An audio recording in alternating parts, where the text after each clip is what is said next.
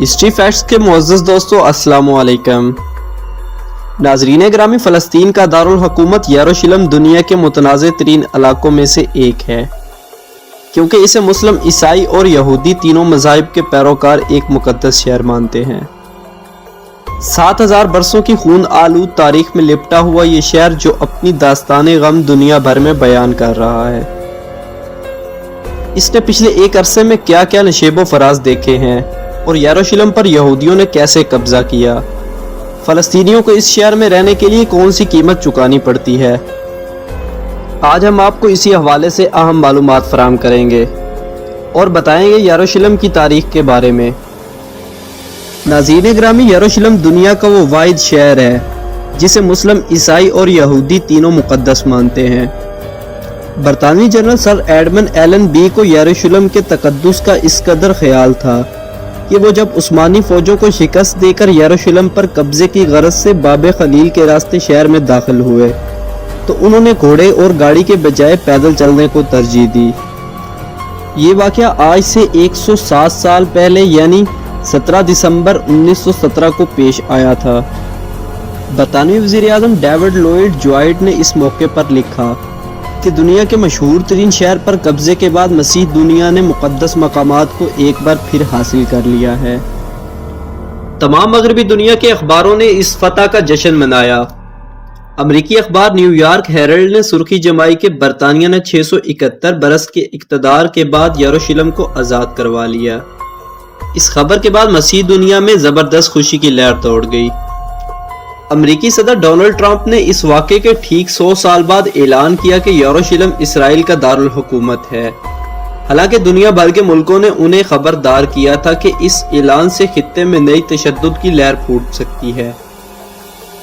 یروشلم متعدد بار تخت و تاراج ہوا، یہاں کی آبادیوں کو کئی بار زبردستی جلا وطن کیا گیا اور اس شہر کی گلیوں میں ان گنت جنگیں لڑی جا چکی ہیں جن میں خون کے دریا بہہ چکے ہیں۔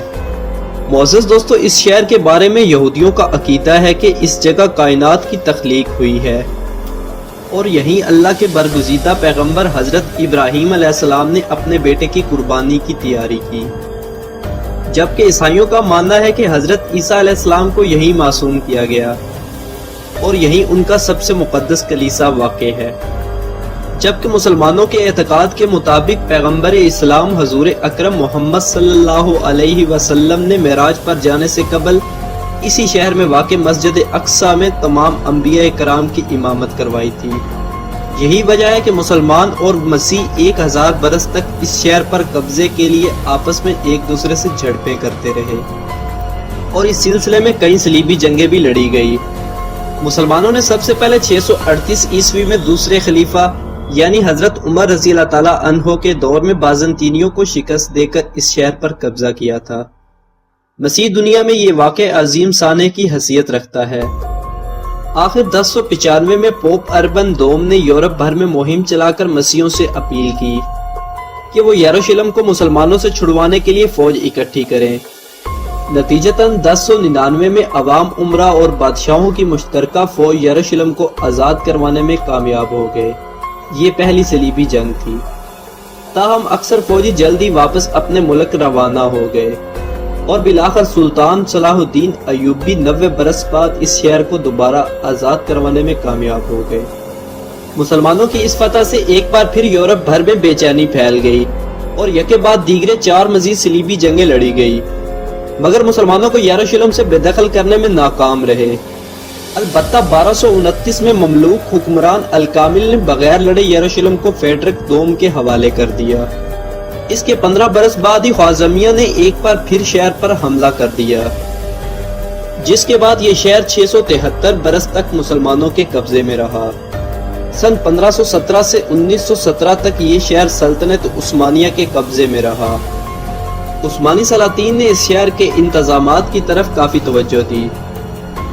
سلطنت عثمانیہ کے طویل دور کے بعد برطانوی جنرل ایلن بی کی قیادت میں مسیح برادری نے اس شہر پر قبضہ کر لیا۔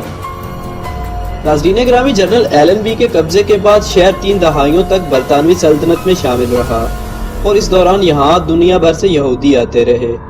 آخر 1947 میں اقوام متحدہ نے اس شہر کو 2 حصوں میں تقسیم کر دیا۔ اس کے ساتھ ساتھ یروشلم کو بھی 2 گروپس میں تقسیم کر دیا۔ ناظرین گرامی، اس شہر کی تاریخ 7000 سال پرانی ہے۔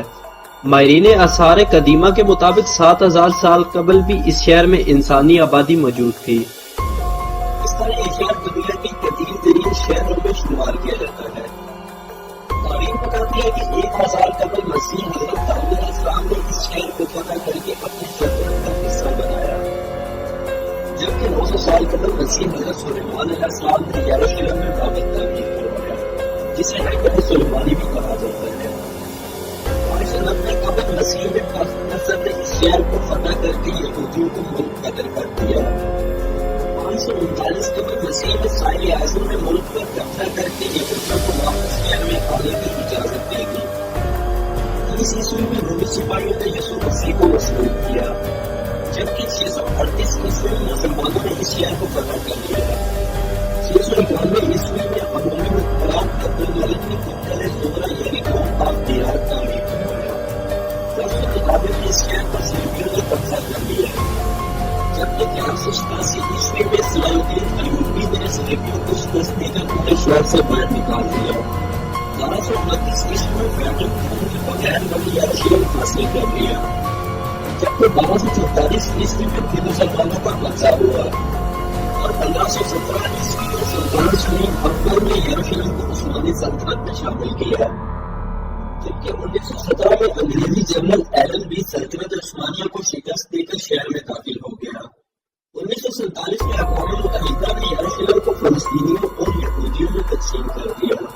1948 میں اسرائیل کی آزادی کے اعلان کے ساتھ یہ مقدس شہر اسرائیل اور اردن میں تقسیم کر دیا گیا، جبکہ 1967 میں عرب اسرائیل جنگ کے نتیجے میں دونوں حصوں پر اسرائیل نے ناجائز قبضہ کر لیا، جس کے بعد آج تک یہود قوم نے مسلمانوں کے خلاف ظلم اور بربریت کا طوفان برپا کر رکھا ہے۔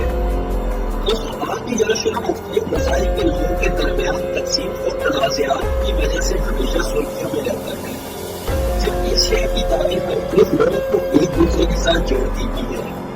شہر کے مرکز میں ایک قدیمی شہر ہے، تاریخی فن تعمیر کے نمونے سے مالا مال، لوگوں کے درمیان یہ 4 حصے یعنی اسلامی، یہودی، عیسائی اور آرمینیائی علاقے میں منقسم ہے۔ اس کے چاروں جانب دیوار ہے، جس کے اندر دنیا کے بہت سے مقدس مقامات ہیں۔ ہر حصے کی اپنی مخصوص آبادی ہے۔ عیسائیوں کے 2 علاقے ہیں، ان کے آرمینیائی میں عیسائی ہیں۔ تمام علاقوں میں سے قدیم ترین آرمینیائیوں کا علاقہ ہے۔ یہ آرمینیائی نسل کا قدیم ترین مرکز بھی ہے۔ سینٹ جیمز چرچ اور یونیورسٹی میں آرمینیائی باشندوں نے اپنی تاریخ اور ثقافت کو محفوظ کر رکھا ہے، جبکہ مسلمانوں کا علاقہ چاروں علاقوں میں سے سب سے بڑا ہے، اور یہی مسجد اقصیٰ بھی واقع ہے۔ یہ ایک فتح مرتفع پر واقع ہے، جسے مسلمان حرم شریف یا بیت المقدس کہتے ہیں۔